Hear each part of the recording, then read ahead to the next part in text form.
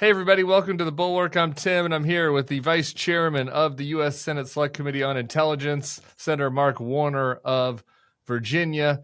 He was the Democratic point man yesterday on the hearing with Tulsi Gabbard and John Ratcliffe and Kash Patel that ended up focusing a lot on the signal text chain heard around to the world. How you doing, Senator? Well, Tim, it's been a wild 24 hours. So, again, just at the outset, I thought these guys couldn't shock me anymore. But this last incident, it's like, oh my gosh, as an intel guy, my head's exploding. Well, what shocked you the most from the hearings yesterday? And obviously, we've learned a lot since then. The actual texts have been released by The Atlantic. When you guys were questioning them yesterday, it still is not public. But yeah, what struck you? I think what shocked me was the arrogance of the crowd that these folks didn't apologize. Two, the fact that they had to suspect that this information would come out. And I think particularly Ms. Gabbard was downright lying, acting like she didn't know what was in the materials, wouldn't acknowledge whether she was on the chat, wouldn't acknowledge what was her phone or a government phone. And then I guess today, when anybody who's been around the intel world at all would say, of course, if you have specific indication about a strike that's about to take place, where American pilots are flying into harm's way, where if that information got to the enemy, American lives could get lost. No one would say that isn't classified information or shouldn't be released. And the fact that the administration is trying to semantic argue whether this was a war plan or a battle plan, I don't get it. Crazy. So what's next? I mean, should there be investigations, resignations? We got to find out how deep this went. Here are the questions that we got to get right away. I'm writing Director Patel today. He said yesterday he didn't know much about it. I'll grant him the benefit of the doubt. So he's going to open an investigation. Remember, this is a group that Tulsi Gabbard said 12 days ago. They're going to pursue every leaker to the end of the world. I mean, Patel has said the same thing. So, we'll see if they will hold to those standards.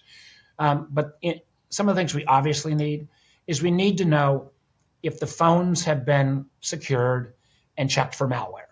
The craziness is you can drop in malware without the bad guys physically holding your device. So we got to check and make sure the devices are not compromised. Secondly, we got to figure out, since I don't think Secretary Hegseth typed all this stuff out, did he cut and paste this? From what document is that floating around on another signal chat that we're not aware of? And third, if they try to make, and I'm unclear whether they're actually claiming that somehow this is not classified because Hegseth declassified it, which again doesn't pass the smell test. But if there is even that argument, who decided it? Was it Hegseth? I mean, Gabbard again is national executive in charge of classifications. Those are some of the next steps. And we also need to make sure again, how are we going to improve security hygiene? I guess the last point I want to make, and this I think is really important for folks who are not kind of in the middle of this day in and day out the way I am. If this was a one-off, one-time mistake, it would still be egregious. People would still get fired if you're a military officer or an intelligence officer. But this is a freaking pattern. Remember, the first 2 weeks of the administration let out the identities of 200 CIA agents. Yes. Those people are burned in terms of being able to work abroad. This is a group where the Musk boys, the Doge bros, almost on a daily basis are revealing private information, classified information. It doesn't rise to this level, but there is just this carelessness, sloppiness around keeping secrets that I think at the end of the day both robs the intelligence community of their trust in their leadership, but also scares the damn hell out of all of our allies. Are going to say, do I really want to share my best secrets and sources and methods with this team? Well, this is where I was going to go next, because I thought the DNI Gabbard looked pretty rattled yesterday at the hearing. She would not answer a direct question from your colleague, Senator Reid, about which phone she was on, whether it was her personal phone or a government phone. She was overseas when these exchanges were happening. So I talked about the potential OPSEC threats there with the head of the DNI being overseas and having these exchange and expand on that question with our allies. I mean, I'm sure you've talked to allied countries. There's got to be resignation at this point or deep concern about sharing information with somebody like that at the top of the intelligence operation. Well, huge concern. But let me take those in order. There was actually a piece of good news that Steve Witkoff, who was President Trump's friend, he had the common sense to not take any device when he was in Russia. So he was on the chain, but I think he appears to be responsible because he didn't take the device with him. Yeah.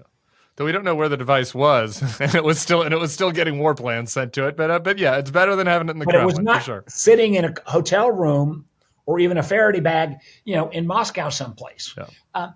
Gabbard, not so much. We don't know, was it an official phone or was it her own phone? And if she's in the middle of Southeast Asia, where bad guys have more ability to penetrate, and just the arrogance of, I'm not going to tell you whether it was an official phone or not, and that you know, Tim, you've been around this stuff. If you're traveling, and she's the director of national intelligence, and she's on an American plane or visiting American intel stations in Southeast Asia, you got plenty of secure communications. It's not rocket science. Don't do this stuff on an unclassified network. I've called for Hegseth's resignation because, again, I think putting this stuff out is so far beyond the pale on signal. Yeah, let's just talk about that real quick. Then we'll get back to the allies, because to me, this is outside of my wheelhouse. I've never been in high-level military, conversations about airstrikes. But just reading it, the nature of Pete Hegseth, the Secretary of Defense, sharing those specific details with such a broad group. There's nobody from Central Command on the chain. You have the Secretary of Treasury on the chain. You have all these staffers. Well, it seems out of protocol, even if it was on a secure network, right? I don't know. It certainly did not. It seemed like some bad judgment from the Secretary of Defense. Yes, I mean, and what you're hitting on is we've got this pattern of irresponsibility, and then we've got this pattern of judgment calls that show that I'm not sure these folks are up to the job. These are really serious jobs, and the irony again here is a little bit that. I had a lot of differences with President Trump in his first administration, but for the most part, his national security team was top notch. I mean, they did a great job on protecting the 2020 elections and things. This is night and day. Jim Mattis is not sending a text like professionalism this of the new team with the emojis. No emoji text from Jim Mattis, I don't think. Listen, the reason why, one of the reasons why we knew it wasn't on a classified channel. You know what? You don't get to do emojis on classified channels. Yeah. So okay, let's put our country, our servicemen at risk because I want to do a high five or a smiley face. That's wacky. Back to the allies. What are you hearing, and how serious is this as a concern that we're going to lose the trust of the Five Eyes, our other intelligence allies? First of all, we're the best in the world on intel, no question. But if you look in aggregate about how much intelligence we get, not just from Five Eyes, but all of our other partners, it's mind-blowing. And they are scared. I mean, a very human example, because it got declassified, was, when Austria helped us identify a potential bombing at a Taylor Swift concert in Vienna. I mean, if they have sources and methods and they don't want to share that, we're screwed. Or if you think back to the beginning of and this is the absurdity of their argument that doesn't make any sense. So nothing to look at here, no problem. We, along with the Brits, declassified a bunch of intelligence before Putin invaded Ukraine, and declassifying that information and getting it out really helped Ukrainians push back the Russians. The idea that that same kind of information was what was being discussed on this signal chat. And anyone that says that wouldn't be valuable to the enemy or put our guys and gals in harm's way is either ignorant or not telling the truth. Yeah, one other thing on that signal chain as it relates to Europe, again, it's like just judgment. You have the Secretary of Defense saying that he loathes Europe, that pathetic, all caps pathetic, talking about Europe. It's just kind of a reckless way to talk about allies who are. We have the situation right now, apparently, where 4 service members, I think reportedly at least by Bloomberg, are dead. But they're NATO service members, as announced by NATO. I mean, like, still right now, our service members are in harm's way. They're working side by side with the Europeans, and here he is on this text chain, just like flippantly talking about how much he loathes them and how pathetic they are. What would you feel like if you're in one of these mixed brigades, right? With our NATO allies? It's none of this makes America safer. That's the part that, and I gotta hope, that I work with a lot of Republicans in the Senate. I get grief for that at times for being too bipartisan. I know there's a lot of Republicans on the Intelligence Committee who think they're aghast at this, but they gotta find their voice. I mean, this is not Democrat Republican. This is like, do we want to protect our country? Do we, we can have America's priorities first, but America first should not be America alone, and that's where we're headed. I mean, have you any of them said anything to you in private? Like, Yeah, I'm not going to tell private, but there are. I don't know what the breaking point will be, but I just hope sooner than later. But it is very safe to say that a lot of my colleagues are aghast. I mean, they just they gotta be willing to say this. This is not about. Again, it is about whether we protect our troops. It's about whether we preserve our alliances. And we'll see if nobody's held accountable here, if nobody gets fired, then the signal is this kind of behavior is frankly okay. And that would be one of the most chilling things possible. All right, last thing for you, unrelated, but since I have you, I've got to ask you about it. There's been credible court filings and media reports indicating we sent legal refugees from Venezuela who are not gang members, who are not criminals, to this San Salvador prison camp with no due process. The reports are extremely alarming to me. I'm wondering what you and your colleagues in the Senate, Democrats in the Senate, are doing or could do about this. Well, I think what you got to do is, we can litigate, and that is happening.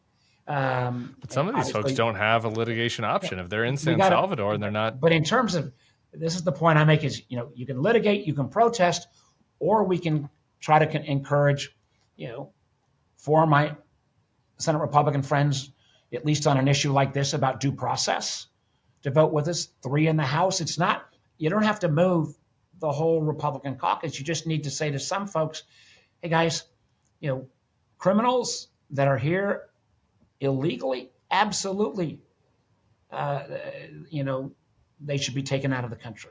But people where they're not even scanning their legal status, or people are ending up that are, green card holders. And I even heard there was one that was, I think there was somebody we found in Virginia that ended up being a citizen who was being stopped and almost arrested.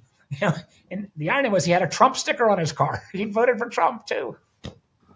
Unbelievable. Yeah, no, and the report from Houston yesterday is a refugee. Somebody came the right way, did what everybody's supposed to say, waited in a third country for 2 years, got it, came to the country, and they, checked the tattoos. I'm a little bit worried that because of the election loss and because Trump's run so much in immigration, the Democrats are cautious to take on this issue. They're worried that it's gonna backfire politically.